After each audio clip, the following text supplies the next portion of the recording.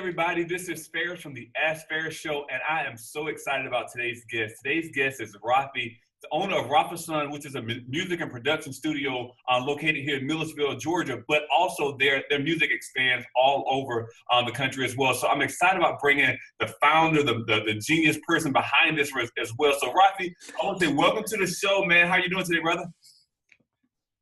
I'm good. Thanks for having me. Man, it's a pleasure, man. It's a pleasure, man. I saw you did a huge event down at one of the local restaurants, The Brick, and I said, oh my gosh, I have to reach out to this town. Man, people were talking about you, talking about the rave, talking about your music, talking about how much fun they had. And I wanted to go through and actually just get an interview with you to kind of hear who you are, where you came from, because you're doing a lot of great things in the music industry. So first, can you go through and start off by telling us a little bit about yourself, where you're from, and then we'll get into the nitty gritty, all right? Sure, absolutely.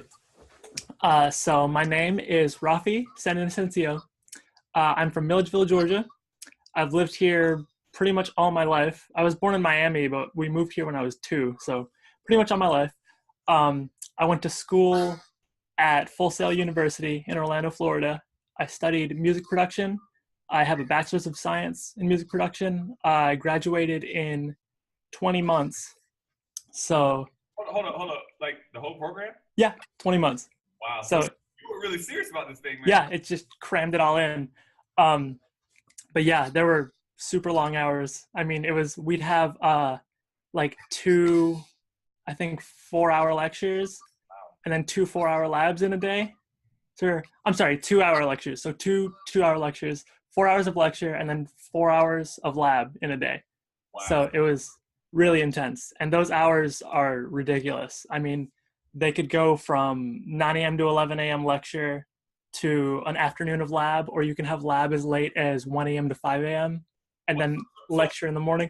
They will prepare you all for the music industry, because I know as a musician, you all spend like countless hours. So it's not like a typical 8 to 5 or 9. No, absolutely not. It's all day. It's crazy. So where did this passion for music come from? Honestly, I just started making my own music when I was in high school, like freshman year of high school, and sort of got really interested in it, more passionate about it as I went along. And then by the time I graduated high school, I just decided to go full on into it and get a degree in it. So. Wow, man. So cause along this journey, I want to talk about your yellow hair, because I like all this. So we're going to talk about it.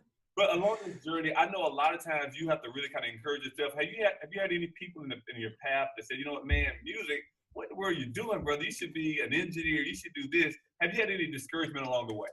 I wouldn't say discouragement. I'd just say more along the lines of having a backup plan, I guess. People just think that you need to like not go full on into it. You need to have a backup in case it doesn't work out. But I mean, I feel like as long as you're passionate about something and you love what you're doing, that you can make anything happen. Wow. I like that. I like that perception, because now you're giving 100% focus on something that you love, instead of 50% focus on something that you love and 50% that's something that you can stand just because it pays the bills, or because exactly. someone else says, hey, this is what you need to do as well. Man, that's amazing. That's amazing. So let's get to the hair, man. Man, I'm when it comes to marketing, because that's my background, is marketing, and that's what made you stand out. Because I was strolling up, I'm like, hold up, what's this hair? And then I'm branded photos. I'm like, this is pretty unique, because you just don't see this every day. So what made you go through and stand out like this, man? Oh man, I've been doing the hair thing for, I think I started in high school, somewhere in high school, but I think it's a form of self-expression. You know, it's the same with music. They're both ways to express yourself, and I'm all about that. You know, so like any way to be unique or to stand out in any way is just cool to me, and it works with the marketing thing. You know, it helps out. So I sort of man, and that's one thing where I really see is like, and I love when entrepreneurs, they're not afraid to go through and express themselves, because I think that in a world of, I think people try to go through and put people in a uniformity type situation where, hey, do this, stay in this box, and only conform to these standards. When you can go through and get outside and start self-expressing yourself, I think that's where the world is really evolving. It's like, hold up, no one wants to be just uniform. We want to be different. We want to have our own unique experience, and that's what makes the world really great right there. Man, I so totally agree with you. let's get back to the music, man. I know your passion is for music. So explain to the audience, what do you actually do? So are you I know you have a plethora of services, but are you DJ? What do you really, what do you? When I started, I was doing fully electronic music, just like in the laptop, making dance music basically. Now I went to school and I picked up guitar and bass, a little bit of piano, and then learned music theory. So I was and in college I recorded a lot of like more punk rock type music because that's what I've always loved. You know, that's what I listen to a lot, which might explain the hair a little bit more.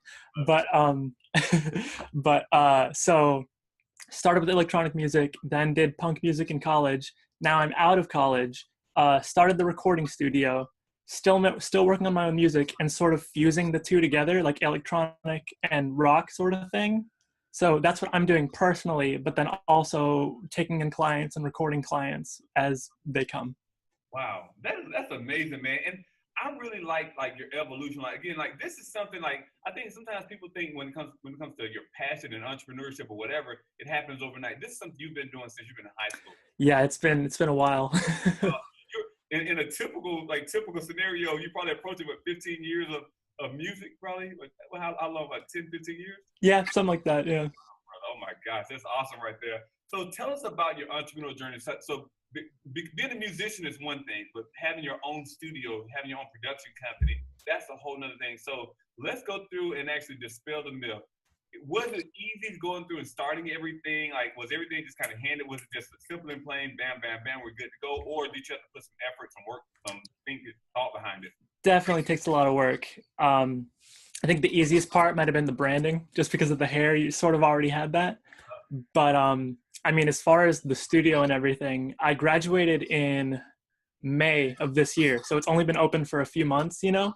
Awesome. But I mean, basically, what I've been doing after having all this set up, just going around bars or restaurants downtown, wherever there's live music at night, and giving the artist my card. You know, opening a line of communication.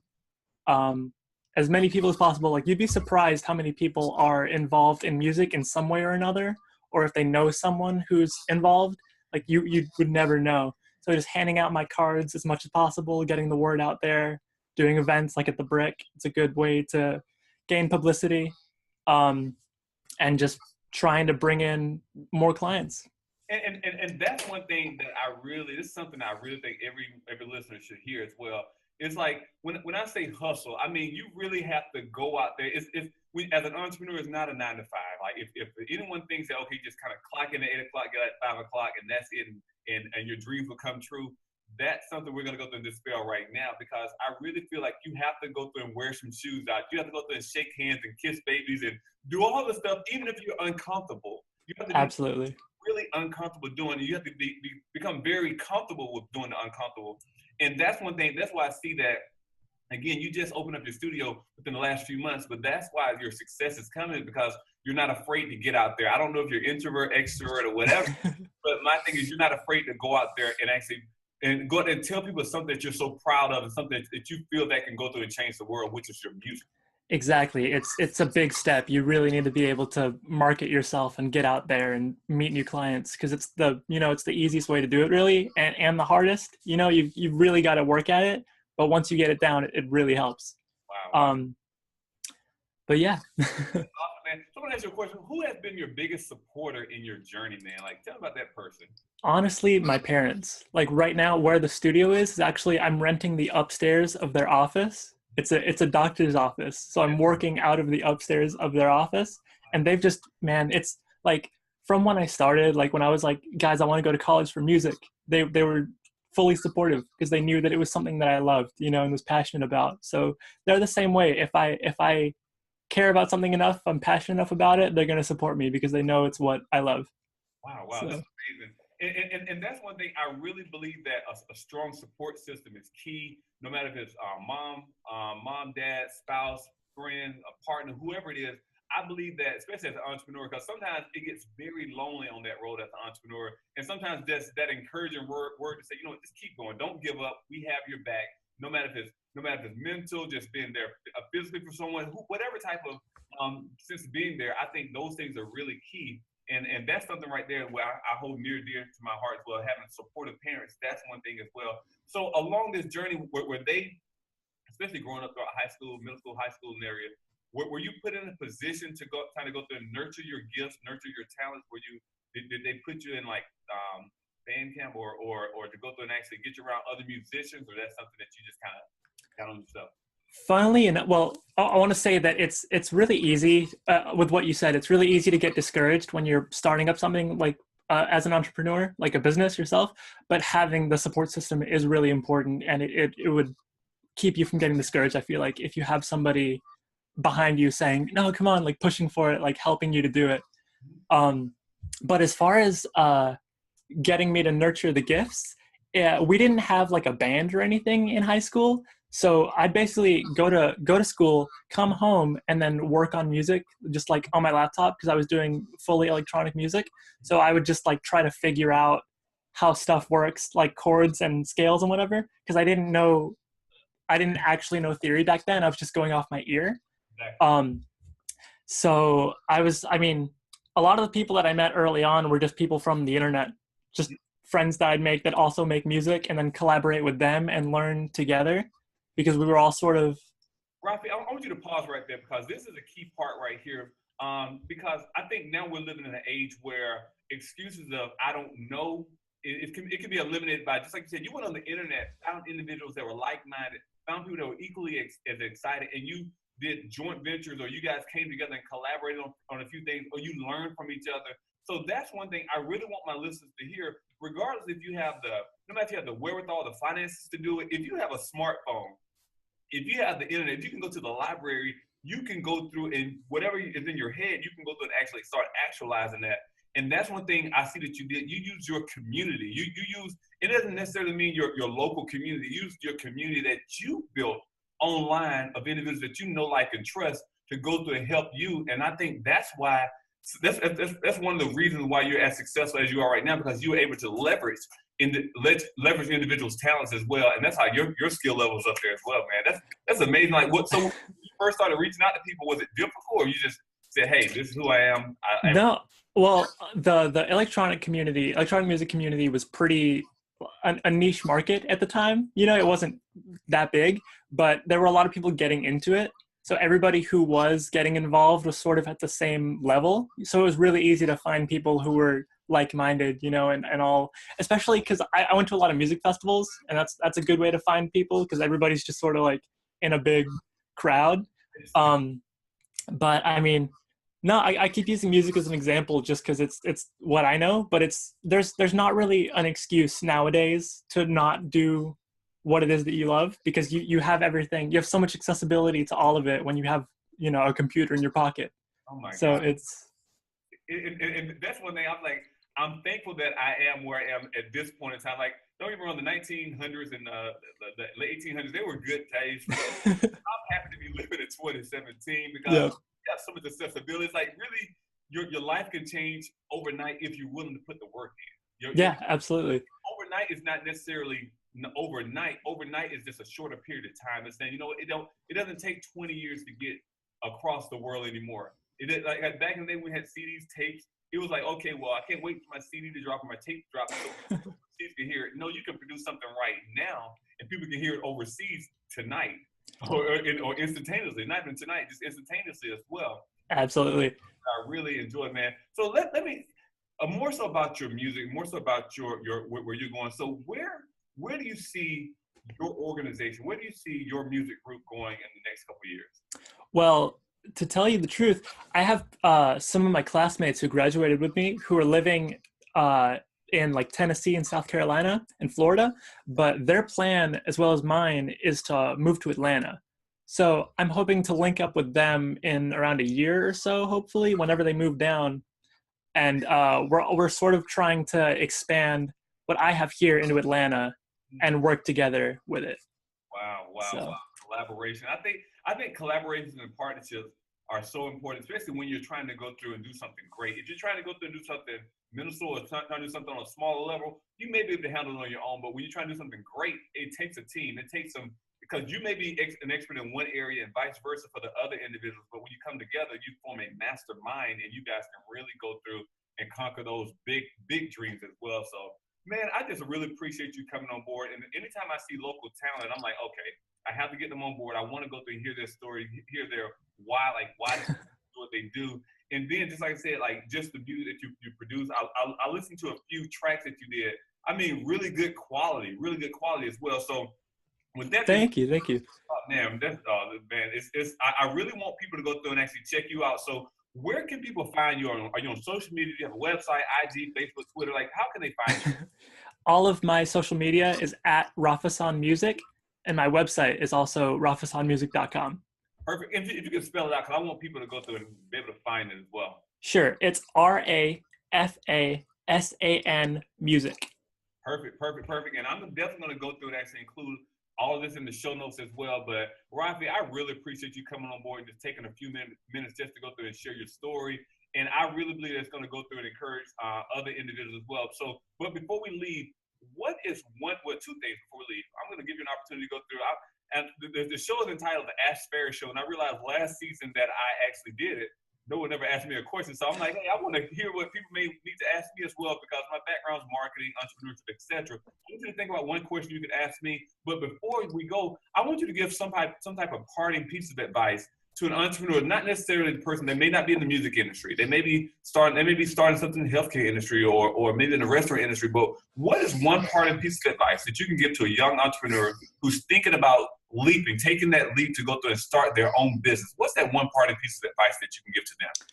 My advice would be just work hard, stay committed to what you're doing. Don't lose track of what you want to do, stay passionate about it and make sure you're doing it because you love it. Just make sure it's something that you really care about, and you'll get there. It might not be today, it might not be tomorrow, but it'll happen if you really care about it. I love that, man. That's awesome, man. That's awesome. So, and I know I put you on the spot with the question as well. This Ask Faris. You can ask me anything. It doesn't matter. I just want to go through. I want to start incorporating the questions as well. So, man, what is one question you think, Faris, let me ask you this, man. As an entrepreneur, what has been the most challenging aspect of getting to where you are right now? Wow.